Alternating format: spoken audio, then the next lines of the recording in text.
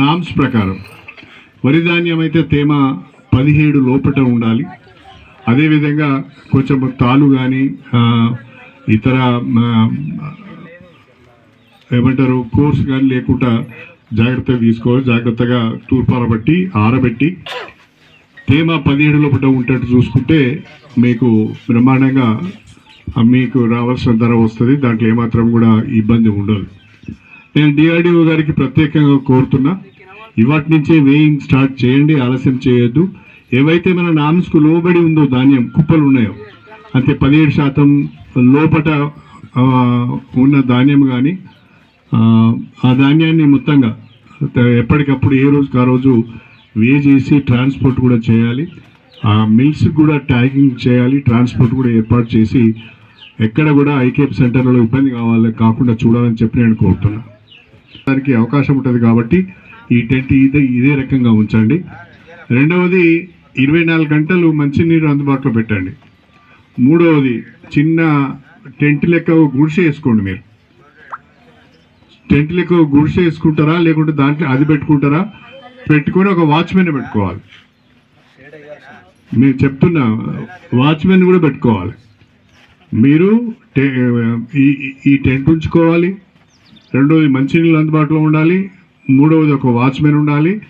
నాలుగవది మీరు అడిగినట్టుగా వెంటనే కరెంటు సప్లై కూడా మనం ఏర్పాటు చేద్దాం. నేను ఇంజనీర్తో మాట్లాడతాను, మీరు కూడా మాట్లాడండి. ఎందుకంటే వారు చెప్పినట్టుగా రాత్రిపూట కొంచెం చల్లగా ఉంటుంది కాబట్టి హమాలీలు వే చేయటానికి కానీ లేకుంటే తూర్పార పట్టడానికి కానీ అదే సరైన సమయం.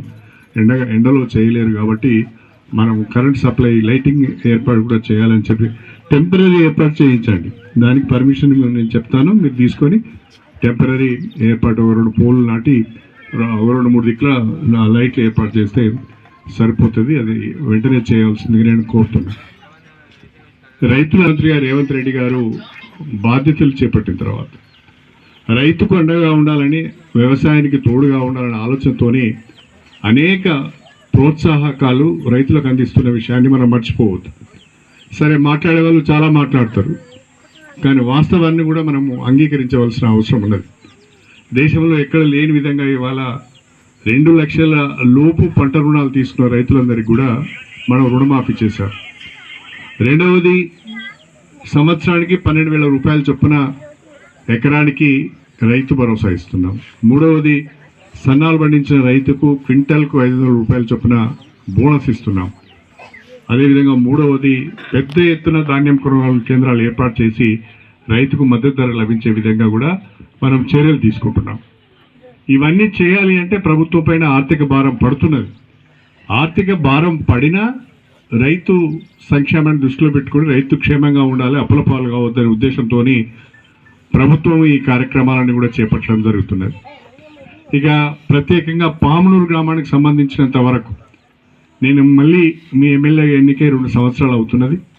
ఈ 2 సంవత్సరాల కాలంలో మరి గ్రామంలో కొన్ని పనులు మనం చేసుకోగలిగినాం. మొన్నటికి మొన్న ఎస్సీ కమ్యూనిటీ హాల్కు ఒక 10 లక్షల రూపాయలు ఇచ్చాను.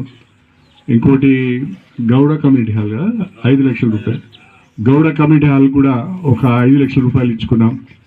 అదేవిధంగా మన ఎస్సీ కాలనీలో గ్రామంలో మొత్తంగా ఎస్సీపీ కింద ఒక 10 లక్షలు, ఈజేఎస్ కింద ఒక 10 లక్షలు, ఎస్డిఎఫ్ కింద ఒక 15 లక్షలు, 35 లక్షల రూపాయలు చొప్పున 35 లక్షల రూపాయలు సీసీ రోడ్లు చేసుకున్నాం. ఒక 35 లక్షల సీసీ రోడ్లు, ఒక 15 లక్షల రూపాయలు కమ్యూనిటీ హాల్, అంటే మొత్తం ఇప్పటికే ఒక 50 లక్షల రూపాయలు నేను పామునూరు గ్రామానికి అభివృద్ధి కొరకు ఇవ్వడం జరిగింది. అది కాకుండా ప్రధానంగా మీరు ఎప్పుడు వచ్చినా 2 విషయాలు అడుగుతున్నారు. అందులో ఒకటి మన బంజర్ మాట ఒకటి, పర్యకాలు ఒకటి, చాలా సంవత్సరాల నుంచి అడుగుతున్నారు. కాకపోతే మధ్యలో నేను 15 సంవత్సరాలు లేకపోవడం వలన మరి ఆ ఉన్న ఎమ్మెల్యే పట్టించుకోకపోవడం వలన ఆ పని కాలేదు.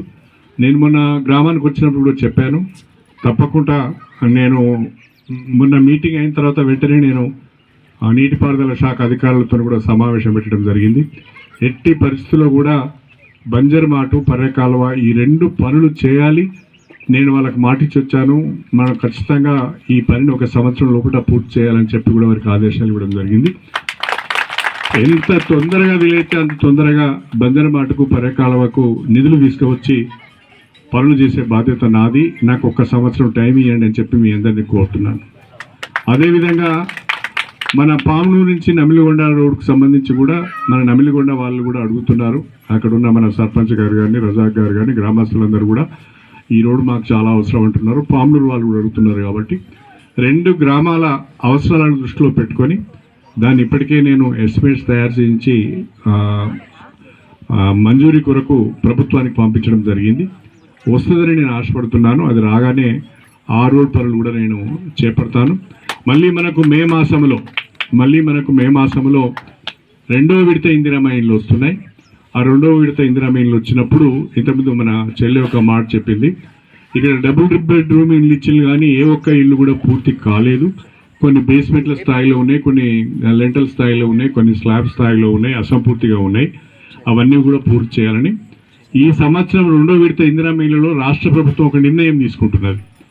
గతంలో ఇందిరమ్మ ఇండ్ల పథకం ద్వారా కానీ, డబుల్ బెడ్రూమ్ ఇండ్ల పథకం ద్వారా కానీ, ఇంకే ఇండ్ల పథకం ద్వారా కానీ ఇండ్లు మంజూరై ఇన్కంప్లీట్గా ఏవైతే ఉన్నాయో అసంపూర్తిగా ఉన్న ఇండ్లు బేస్మెంట్ దగ్గర ఆగిపోయినాయి కానీ, లెంటల్ దగ్గర ఆగిపోయినాయి కానీ, స్లాబ్ దగ్గర ఆగిపోయినాయి కానీ, వీటన్నిటికి కూడా మొదటి ప్రాధాన్యతలో 2వ విడతలో ఇందిరమ్మ ఇండ్లు ఇస్తున్నాం. కాబట్టి ఇక్కడ మన దగ్గర ఎన్ని ఇళ్ళు ఉంటే అవి ఇవ్వడమే కాకుండా అదనంగా కొత్త వాళ్ళకు కూడా కొన్ని ఇళ్ళు ఇచ్చుకునే ఏర్పాటు మనం చేద్దాం.